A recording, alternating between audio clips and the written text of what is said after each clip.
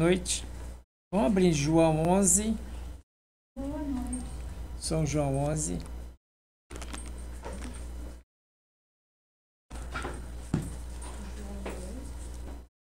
São João 11. Versículo 1.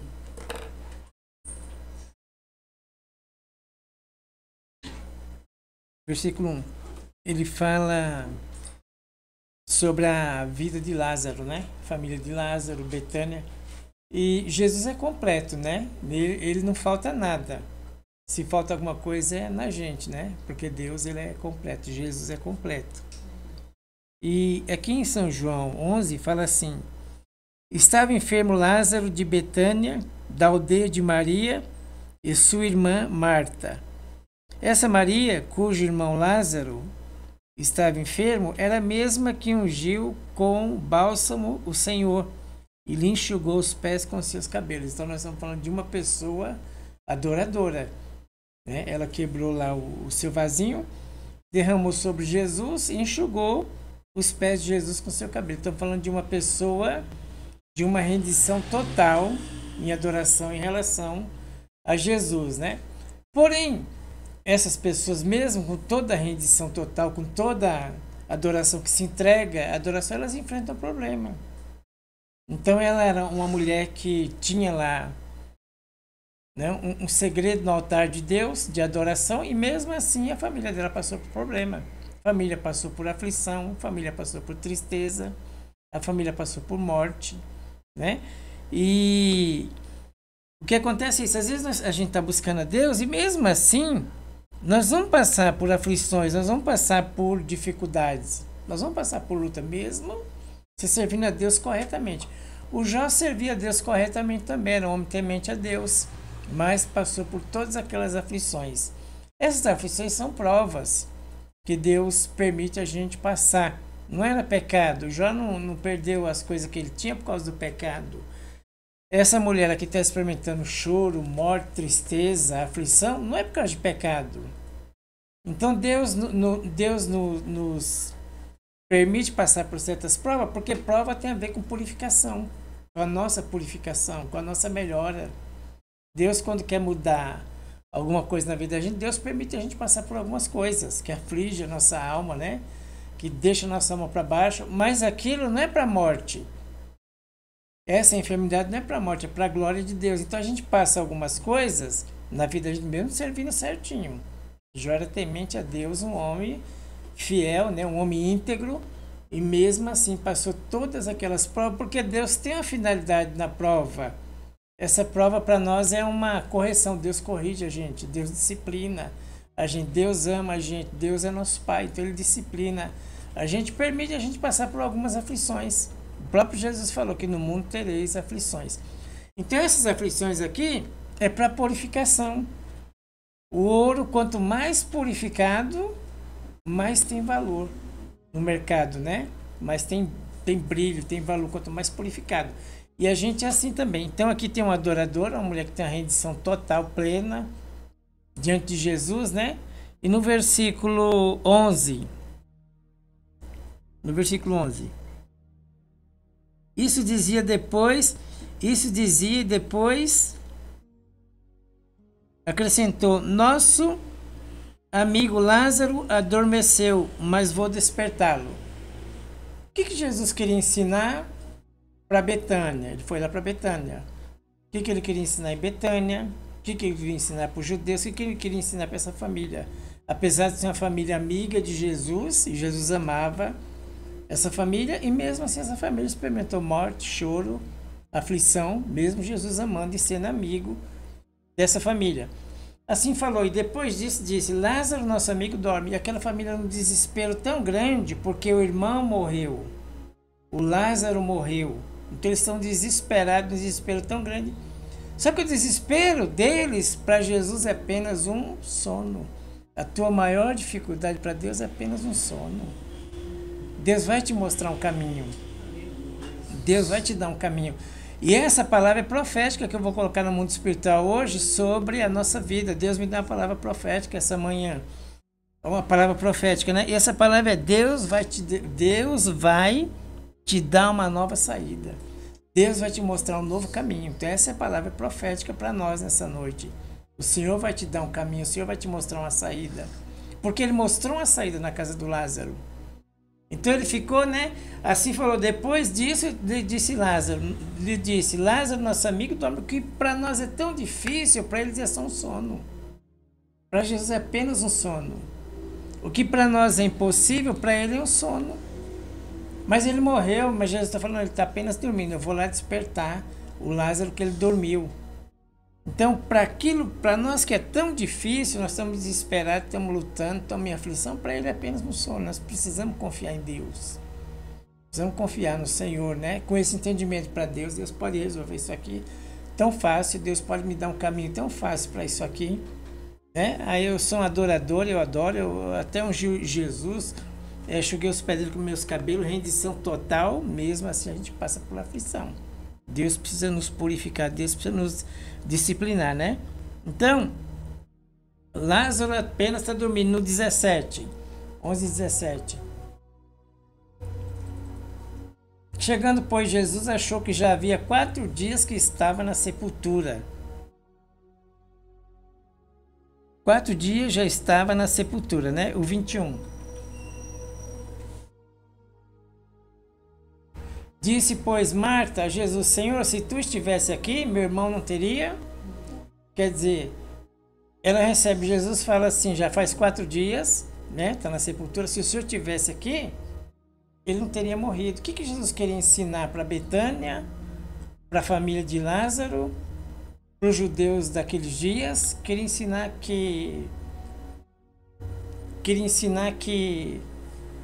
vai chegar um momento que nós temos que crer sem ver. O que ele queria ministrar na vida deles? Ó, era para mim vir antes, eu não vi, mas eu queria ensinar vocês. E vocês precisam acreditar sem ver. Tem hora que nós precisamos crer sem ver. Não é ver para crer. Nós precisamos primeiro crer para depois ver o milagre. Então ele queria ensinar isso. Ele podia ter chegado no dia, na hora certa. Mas ele não chegou já porque ele queria ministrar isso. Eu não vim antes porque eu queria que vocês aprendam a crer primeiro para depois ver. A gente primeiro quer ver para depois crer, né? Ele quer o contrário.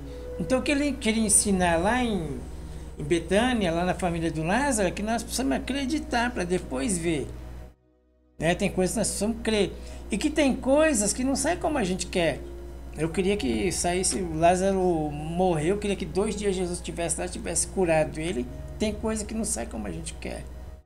Não sai como nós planejamos. E nós precisamos continuar crendo. Né? Porque Deus tem um outro plano. Precisamos continuar crendo. Então tem coisa que não sai do jeito que nós pensamos. Do jeito que nós imaginamos. Do jeito que a gente queria.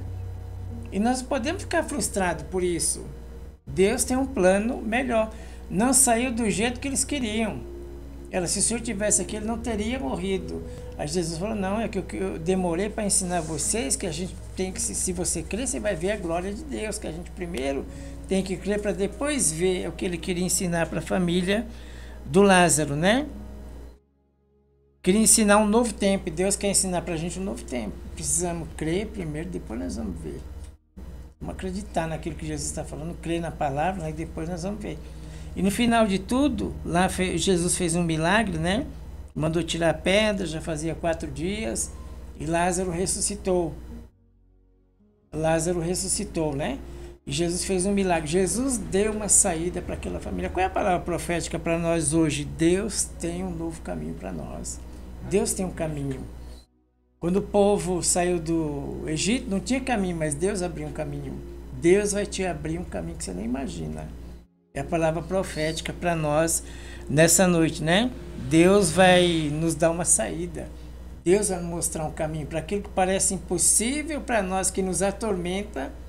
Para Deus é uma coisa tão simples, né? Para Deus é uma coisa tão fácil de fazer. O que é difícil para nós, impossível para Deus é apenas um sono. E nisso ele vai tratando da vida da gente, né? Nisso ele vai ensinando a vida da gente. Aqui em 2 Reis, capítulo 3, versículo 8. 2 Reis 3, 8.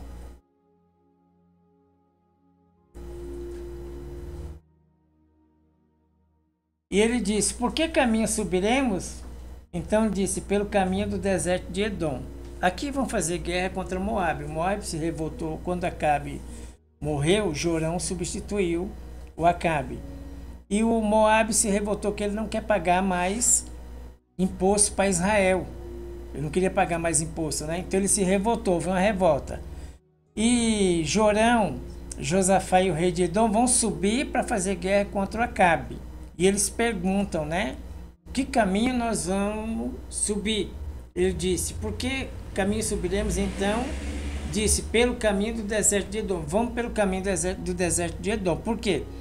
Porque Moabe era um exército muito forte, as fronteiras eram muito fortificadas. Então vão pelo caminho aqui, pelo deserto de Edom. E eles entram no deserto. Eles marcham 7 dias, acaba a água, os animais morrendo. Se para frente morre, para trás morre. Eles ficaram ali num beco sem saída, numa situação sem saída. Mas Deus vai mostrar um caminho. Deus tem um caminho para mim e para você. Deus vai te mostrar um caminho novo.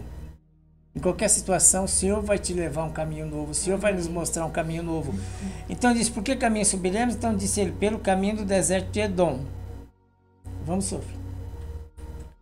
E partiram o rei de Israel, o rei de Judá e o rei de Edom. E andaram rodeando com uma marcha por 7 dias e não havia água para o exército, nem para o gado, nem para que seguiam. Então disse o rei de Israel, o Senhor chamou esses 3 reis para entregá-los na mão dos moabitas?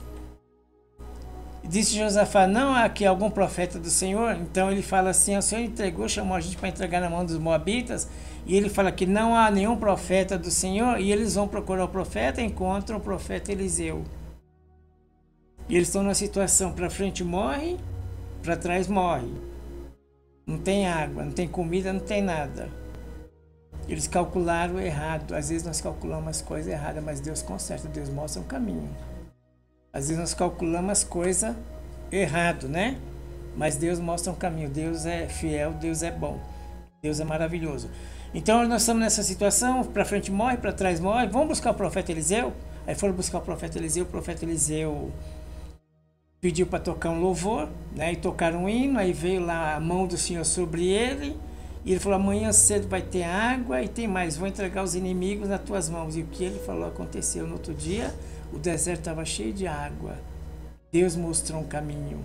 E os inimigos foram destruídos pelas profecias do Eliseu. Não foi pelo exército de Jorão nem de Josafá. Foi pelas profecias do profeta Eliseu que o exército foi destruído. Sabe o que aconteceu? Deus mostrou um novo caminho. Deus vai te dar um novo caminho. O que nós vamos fazer agora, hein? Calculamos errado. O que nós pensamos deu errado. Para frente morre, para trás morre. Vamos buscar Deus, que Deus vai dar um caminho. A palavra de Deus não volta vazia. Se Deus está falando que vai te mostrar um caminho, creia que Deus vai te mostrar um caminho. Se Deus está falando que vai te mostrar um novo caminho, qual que é a palavra hoje para você? Deus vai te mostrar um novo caminho. A situação é difícil. A situação é impossível, mas Deus tem um novo caminho no meio do impossível. Então, o que é difícil para nós, que não tem jeito, não tem solução, foi destruído por uma profecia do profeta Eliseu. Amanhã vai ter água e tem mais. Deus vai entregar os inimigos nas tuas mãos, os moabitas nas tuas mãos. E o que o Eliseu falou aconteceu. Eles foram destruídos pela profecia do profeta Eliseu. Então, o que acontece hoje? Deus vai te mostrar um caminho. Eu não sei que caminho você está precisando, não sei que decisão você tem para tomar, talvez uma decisão antiga, mas está na hora de Deus te mostrar um caminho. E Deus vai fazer isso não é porque nós somos bons, porque merecemos, não é pela graça. A graça de Deus é um poder que Deus dá para a gente conseguir fazer aquilo que nós não conseguimos fazer. Isso é a graça de Deus. Ela é imerecida, não é porque nós merecemos, e é uma coisa, um poder, a graça é um poder que Deus nos dá para a gente fazer o que a gente não conseguia fazer. Eu não conseguia matar esse gigante, mas com a graça de Deus eu vou derrubar esse gigante. Com a graça de Deus eu vou matar esse leão. Com a graça de Deus eu vou sair da fornalha. Com a graça de Deus eu vou sair da cova dos leões. Então a graça de Deus é um poder que Deus dá para a gente fazer, nos habilita a gente fazer o que a gente não poderia fazer com as nossas mãos. Por isso que a graça de Deus vem sobre a vida da gente, né? E ali não tem o que fazer, o exército está sem água, para frente morre, para trás morre. O que eles fizeram? A graça de Deus veio sobre eles, e Deus deu um favor que eles não mereciam. Né? E não é porque estavam direitinho, tudo certinho, não. É porque a graça de Deus é algo tremendo, é um favor que nós não merecemos. E Deus foi lá, fez um milagre, no outro dia tinha água. Deus derrotou os inimigos através da profecia do profeta Eliseu. Aquilo que ele falou aconteceu. Os inimigos foram derrotados pela palavra de Deus. O último aqui, Marcos capítulo 4, 35.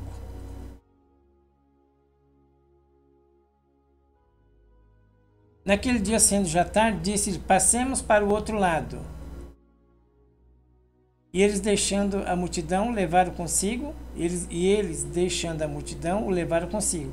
Assim como estava no barco, e havia também com ele outros barquinhos. E levantando-se grande temporal de vento, subiram as ondas por cima do barco, de maneira quase se encher. Eles estão numa dificuldade, eles estão numa luta tão grande. O barco está quase afundando, está entrando água. E Jesus está fazendo o quê? Quem lembra? Está dormindo. Aquilo que é impossível para você é fácil para Deus. Deus vai te mostrar um caminho. Em nome de Jesus, pega essa palavra para você, que Deus vai te mostrar um caminho. Amém. Deus vai te mostrar um caminho. Às vezes a gente não vê o caminho, né? Deus abre os nossos olhos, a gente vê o caminho. Vê que aquilo que a gente é impossível para nós é possível para Deus. Aquilo que é impossível para nós é facinho para Deus. Então, qualquer problema da nossa vida, qualquer um, é facinho para Deus, né? E levantou-se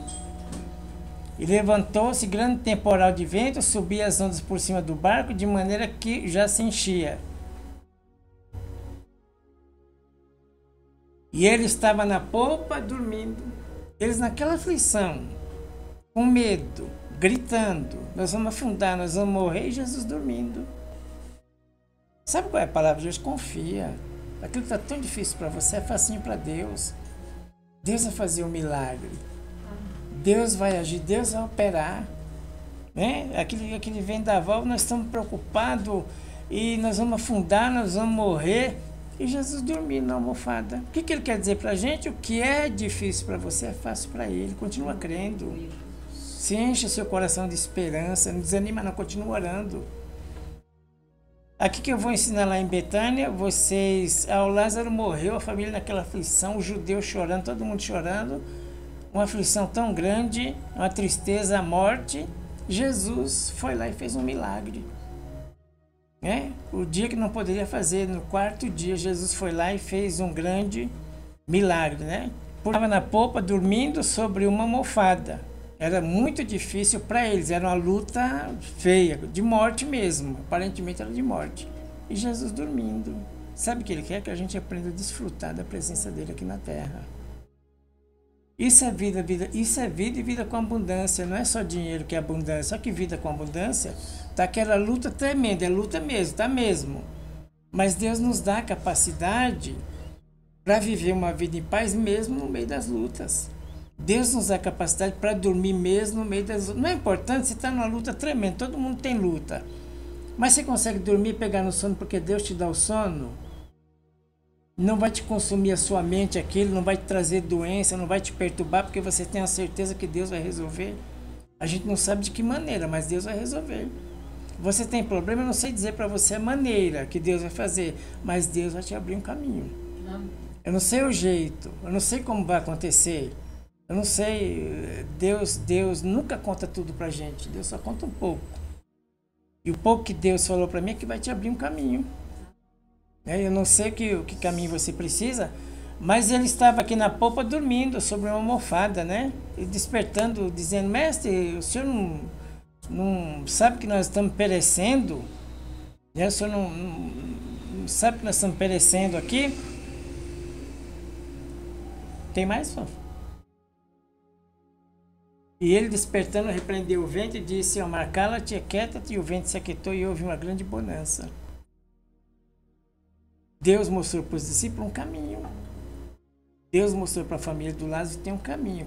Você crê e você vai ver a glória de Deus. Primeiro você crê. Depois você vai ver a glória de Deus, Mesmo você servindo a Deus certinho. correto. Buscar primeiro o reino de Deus e a sua justiça. O que é a justiça? É fazer as coisas corretas. Você fazer as suas coisas corretas, isso é a justiça. Buscar primeiro o reino de Deus e a sua justiça. Mesmo você sendo uma pessoa justa, você vai ter aflição, porque Deus precisa tirar de nós uma coisa melhor. E prova tem a ver com purificação. Né? A prova queima a gente, queima aquilo que está por dentro da gente, tira todos os desejos malignos dentro da gente, na prova eles saem. Então Deus precisa nos provar, né? Deus permite algumas coisas acontecerem na nossa vida, mesmo eu agindo corretamente. Não vou estar isento de tristeza, de tribulação, de dificuldade, né? Mas o final de tudo é que sempre que o povo de Deus entrou numa aflição, Deus tirou da aflição, colocando num lugar espaçoso. Deus tirou José daquela aflição toda e colocou num lugar espaçoso. Deus tirou Daniel da cova dos leões e colocou num lugar espaçoso. Deus tirou Sadraque, Mesaque e Abidnego da fornalha e colocou num lugar espaçoso. Sempre Deus vai nos colocar num lugar espaçoso. Quanto mais Faraó afligia o povo de Deus lá no Egito, mais o povo crescia e se multiplicava. Então sempre na nossa vida nós vamos terminar num lugar espaçoso, num lugar abençoado. Né? Mas vamos entender isso hoje, isso é uma palavra profética para nós. Deus vai nos dar um novo caminho em nome de Jesus, amém? Vamos nos colocar de pé.